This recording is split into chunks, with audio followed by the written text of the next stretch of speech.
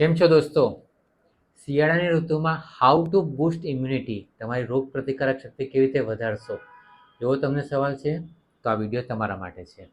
નમસ્કાર દોસ્તો, સ્વાસ્થ્ય આયુર્વેદ ક્લિનિકથી હું વૈદ્ય જાગૃત પટેલ, એમડી આયુર્વેદ, એક આયુર્વેદ ચિકિત્સક છું. દોસ્તો, શિયાળાની ઋતુ આવી, ઠંડુ માહોલ થયો, બધાને મજા આવે છે ઠંડા માહોલમાં. જે ઉનાળામાં ગરમી પડતી હતી ને ચોમાસામાં વરસાદને કારણે અકળાતા હતા, એને કરતાં હવે શિયાળાની ઋતુ મજા આવે છે.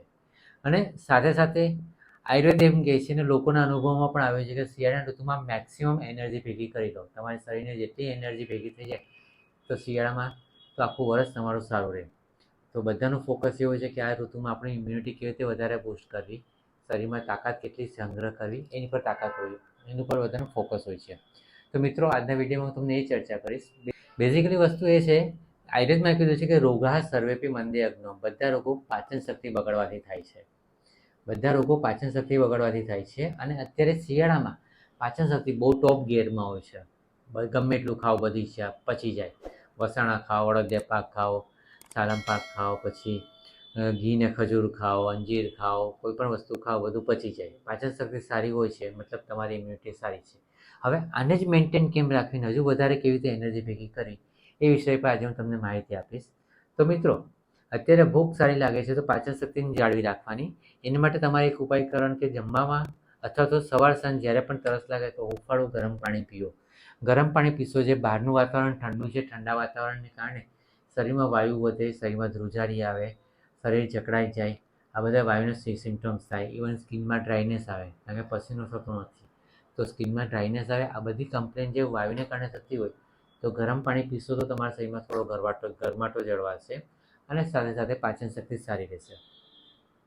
એટલે ગરમ પાણી પીતા રહો. ભૂખ લાગે ત્યારે જ ખાવાનું અને ભૂખ કરતાં 25% ઓછું ખાવાનું. ભલે શિયાળામાં પાચન શક્તિ સારી છે, પરંતુ ખાવાધરું પચવું જોઈએ. સવારે એટલું બધું ખાઈ લીધું હોય કે જે સાંજે ભૂખ ન લાગે, સાંજના જમવાના ટાઈમ સુધી ભૂખ ન લાગે, 6-7 કલાક થાય છતાંય ભૂખ ન લાગે, તો તમારી પાચન શક્તિ મંદ પડી છે. તો સાંજનું ખાવાનું એવોઇડ કરો.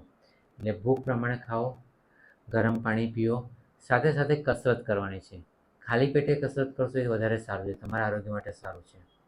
તો ખાલી પેટે કસરત કરવાની રાખો. એ ઉપરાંત પાચન શક્તિ જાળવી રાખવા માટે અને તમારી ઇમ્યુનિટી જાળવી રાખવા માટે એવા વસ્તુ ખાવાની રાખો કે જે તમારી પાચન શક્તિ જાળવી રાખે.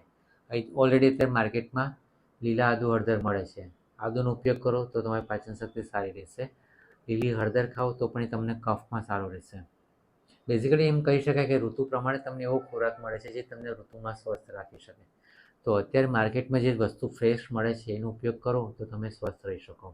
આદુ હળદરનો ઉપયોગ કરી શકો, રીંગણા પણ ખાઈ શકો. આમ રીંગણા ગરમ પડે પણ આ ઋતુમાં વાંધો નથી, તમારા શરીર માટે સારું રહેશે. એ ઉપરાંત પાચન શક્તિ પર એટલે મહત્ત્વ આપું છું કારણ કે આયુર્વેદમાં આચાર્ય ચરક જણાવે છે કે આયુર્વર્ણમ બલમ સ્વાસ્થ્યમ ઉત્સાહ ઉપચયો પ્રભા ઓજસ તેજો અગ્નય પ્રાણાશ્ચોક્તા દેહાગ્નિ હેતુકા. દેહાગ્નિ, શરીરની પાચન શક્તિને આધારિત શું રહેલું છે? આયુર્વર્ણ બલમ સ્વાસ્થ્યમ, સ્વાસ્થ્ય તમારું આરોગ્ય તમારી પાચન શક્તિ પર છે. ઉત્સાહ ઉપચયો પ્રભા, શરીરનું બળ એ પણ તમારી પાચન શક્તિ પર આધાર રાખે છે. એટલે તમારી પાચન શક્તિ બરાબર રહેવી જોઈએ. એટલે શિયાળો હોય, ઉનાળો હોય કે ચોમાસું હોય, કોઈ પણ ઋતુ હોય, પણ પહેલો નિયમ યાદ રાખવાનો કે ભૂખ લાગી હોય તો જ ખાવાનું, પરાણે ખાવાનું નહીં. અને ભૂખ કરતાં 25% ઓછું ખાઓ, જેથી તમારો ખાધેલો ખોરાક બરાબર પચી જાય.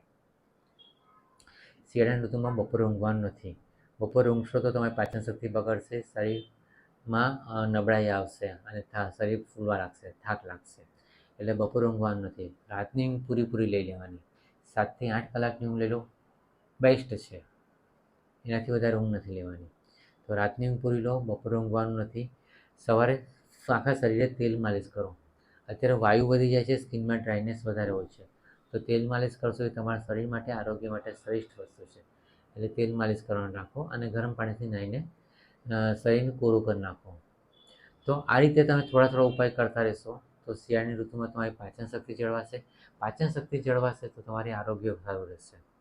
એ ઉપરાંત તમારે જ્યારે કોઈ ઉપચાર જોતા હોય તો આદુનો ઉપયોગ કરી શકો. એ જ રીતે તુલસીનો ઉપયોગ પણ કરી શકાય. તુલસીના પાન પચવામાં ગરમ છે, પણ તુલસીના પાન ચાવી જાઓ અથવા તુલસીના પાનનો રસ પીઓ તો એ શરીરમાં કફ મટાડશે, તાવ કાઢશે.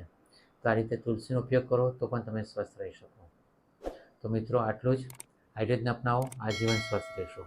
નમસ્કાર.